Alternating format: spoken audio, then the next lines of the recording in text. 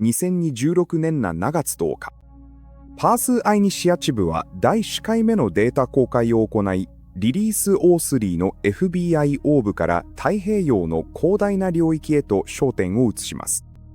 カタログに新たに40件のファイルが追加され、リリース O4 では高解像度のセンサーデータや UAP 活動に対する私たちの理解に挑戦する歴史的な NASA 記録が紹介されます。未解決であることは、異星由来であると確認されたことを意味しない点に注意が必要です。私たちは単に従来の説明がつかないデータを見ているのです。このリリースは局所的な報告から広範囲のセンサーデータへの大きな転換を示しており、公海や東な海の映像も含まれています。また、1940は知念のプロジェクトサインを振り返り、ロスアラモス上空で報告された航空現象との関連も調査します。これらの映像を検証する際には、証拠を最優先する懐疑的な姿勢を保ち、センサーのアーティファクトや環境要因の可能性も認識しています。2015年に黄海で撮影された PR104 の映像には、赤外線上で明確な六芒星が他のシグネチャが映し出されています。その軌道は安定しており、一定の速度と高度を維持していることから、従来とは異なるものの制御された飛行経路であることが示唆されます。アナリストたちは、この星型がセンサーの光学系によるアーティファクト、つまり天光源が歪むボケと呼ばれる現象である可能性を指摘しています。しかし、この形状が異なるズームレベルやセンサーモードでも持続していることから、単純な光学的誤差とは断定しにくくなっています。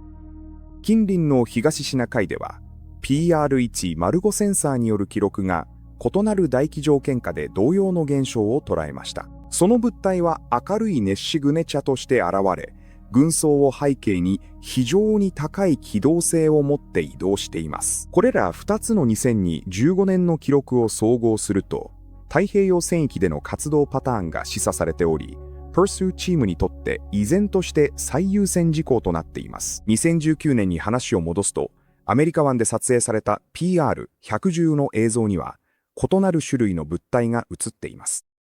この高速移動体は極端な加速を示し、センサーの視野を2秒足らずで横切ります。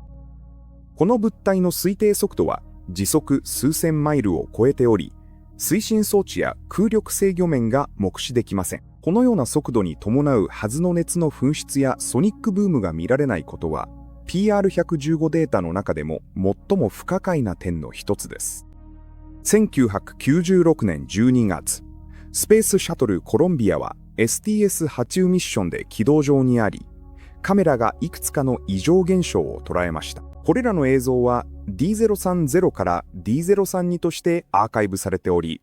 小さな発光体がシャトルの軌道とは独立して動いているように見えます。このような球状の目撃例に対する懐疑的な一般的説明は、シャトルのスラスター付近で太陽光を反射する氷の粒やデブリだというものです。特定の照明条件下では、ほんの小さな氷の粒でさえ、宇宙の暗闇を背景に明るく素早く動く物体のように見えることがあります。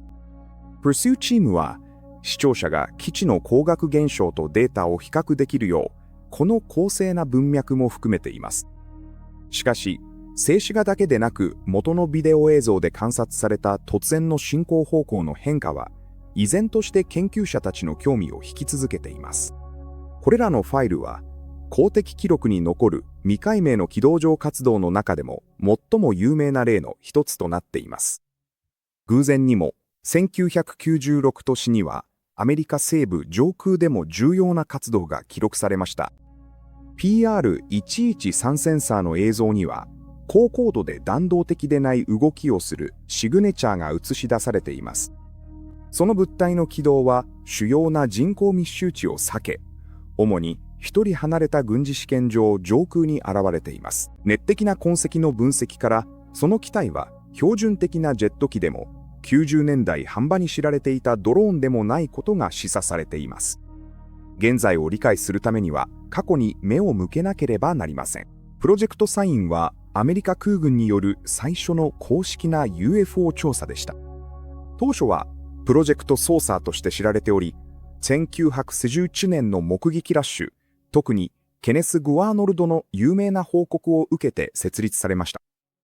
プロジェクトサインは、一部の報告が実際の高度な航空機を示している可能性があると結論付けましたが、その起源については激しい議論が続きました。1949年、ロスアラモス上空で緑色の火の玉が目撃されたことを受け、エドワード・テラーを含む科学者たちによる秘密会議が開かれました。これらの現象は非常に頻繁に発生したため、多くの人々がそれをソ連の新たな偵察手段、あるいはさらに異質な何かではないかと恐れました。これらのファイルがリリース O4 に含まれていることは、現代以前から続く未解明の航空現象の長い歴史を浮き彫りにしています。調査が進むにつれて、さらに多くのデータが明らかになるでしょう。